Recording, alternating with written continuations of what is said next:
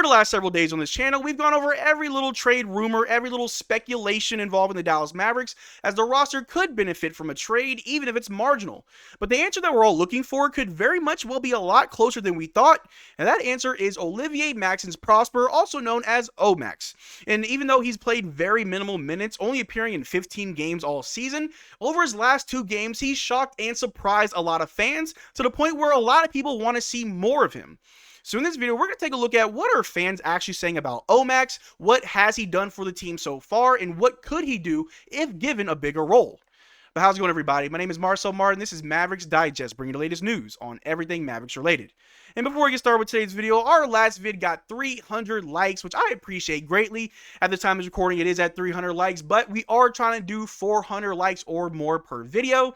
So if you're enjoying everything that we're doing here at Mavericks Digest, the live streams, the watch-alongs, the news vids, and everything else in between, make sure you drop a like on this video. I'd appreciate it greatly.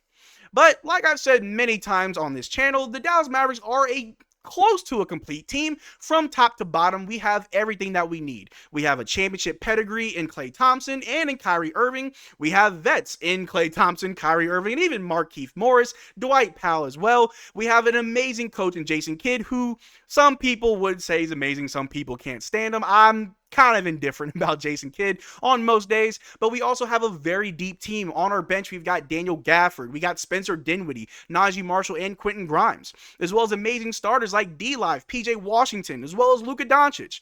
The team, for the most part, is complete. But the one position that we definitely need to see improved on is our backup power forward position. The drop-off between PJ Washington to Maxi Kleber is far too steep, to the point where we're 1-4 this season when PJ Washington isn't playing.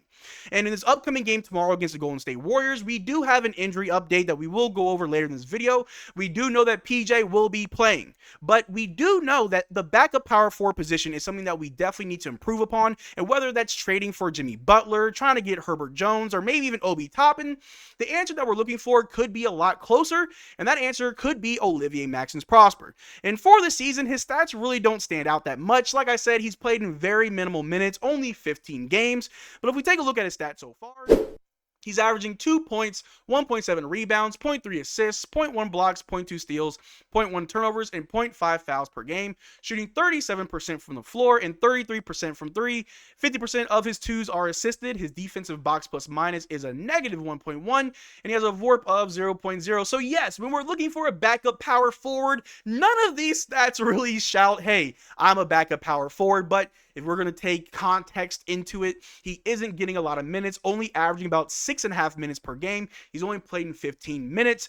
So what is it here that stands out for a backup power forward? Well, it might be a little bit of a recency bias. I know a lot of people are excited for OMAX. From what we've seen over the last 2 games shows that he does have the potential to at least help out in a bigger capacity than what he's been given.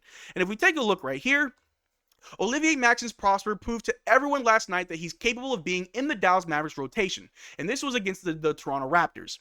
In just 10 minutes, he finished with 5 points, 6 rebounds, 3 being offensive rebounds, 2 assists, 1 block, and 1 steal. Great to see OMAX hooping. Now, that could just be one game. You were given more minutes. We needed you in a bigger role, which you did look pretty good. 5 points, 6 rebounds, 2 assists, 1 block, 1 steal in 10 minutes. Cool. But is that necessarily the makings of a backup power forward? Well, let's continue here. As OMAX played an incredible game last night in an important game. Excellent defense and hustle, and knocked down open shots like I always believed he could. Please don't stunt his growth by playing useless Maxi over him. And these are OMAX stats versus the Oklahoma City Thunder game, which we did lose. In that game, he played 12 minutes, putting up 6 points, 2 rebounds, 1 assist. He was a +4, and he shot 50% from the floor by hitting, well, he was 2 of 4 from the floor, but the 2 they did hit were both threes. So again, in a bigger role, let's use quotes on that, on a bigger role where it's 10 to 12 minutes, yes, we do see production from OMAX where 6 points, 2 rebounds, 1 assist.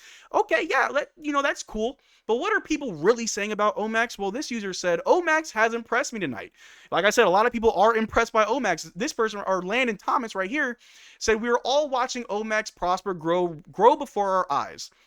good defense, and he's been aggressive on offense. He doesn't look afraid of the moment these last 2 games in valuable minutes. Taking steps in growth is huge for his development, and I would have to agree. And Jason Kidd is very known for putting those young guys on the deep bench and really prioritizing his veteran players. And currently with Maxey Kleber currently being out, we're obviously going to see more from Omax out of necessity to back up PJ.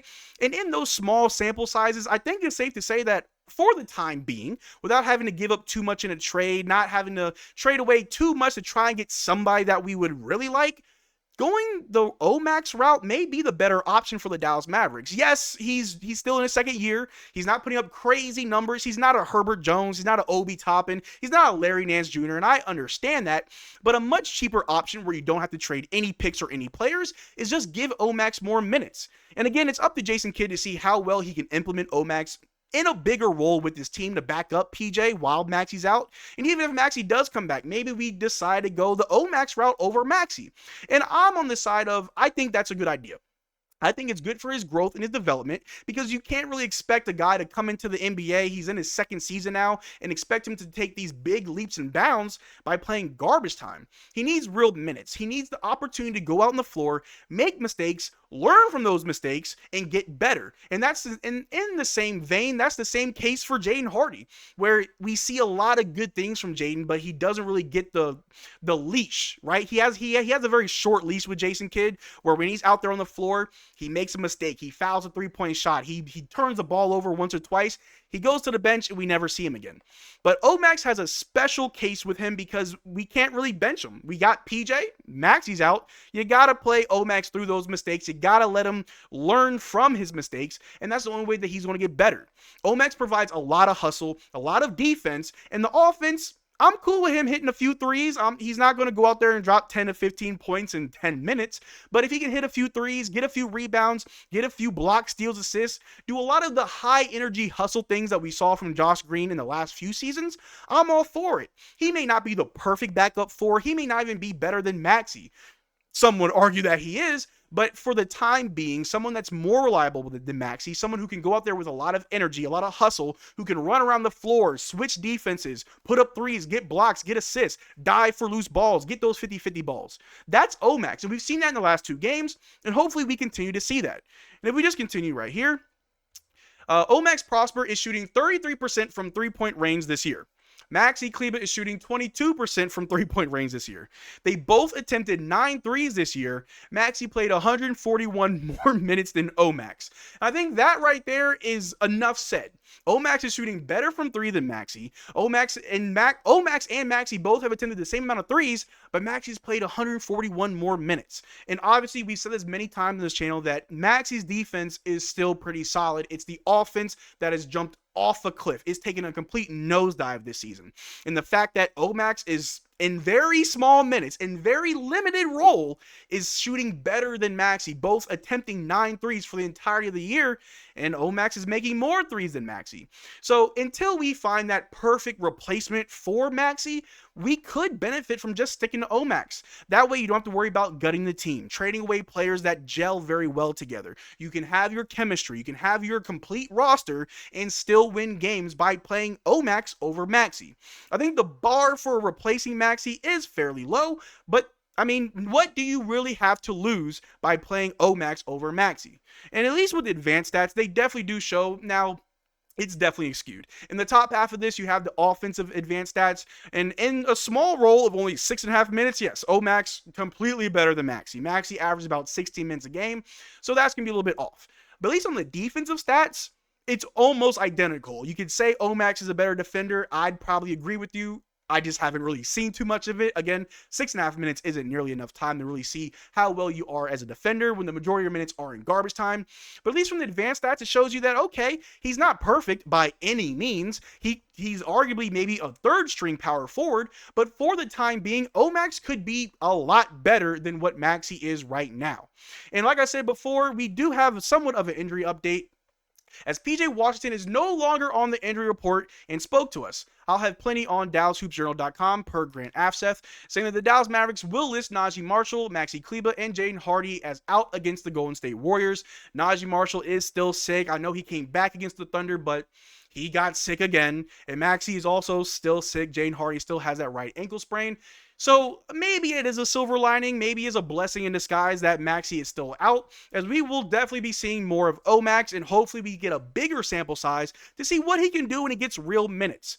Omax is still developing, he's still rough around the edges, he still is that diamond in the rough, but I believe that his potential to be a backup power forward is still there. He's got the height, he's got the length, he still needs to learn a little bit more about the game of basketball. His IQ doesn't always look like it's there, but the hustle is there, he's trying, the effort's there, and that's the first step. And the next step is to get those reps in, get familiar, get comfortable, and everything else will follow. We saw with Quentin Grimes and Najee Marshall when they got comfortable. If Omax gets comfortable, then maybe we don't need to make any trades at all. But let me know in the comment section down below. Do you think that we should actually find a better backup power forward? Or do you think that Omax is exactly what we're looking for? Let me know in the comment section down below. We can have a conversation about it. But that's what I got for you guys today. Thank you for making this far to the video. Make sure you check out our Twitter and Discord. Links in the description below. Consider becoming a channel member. We do a giveaway every single month on this channel. The only way to enter our giveaways is to become a channel member of any tier. But until next time, y'all take care. Drink water. Peace.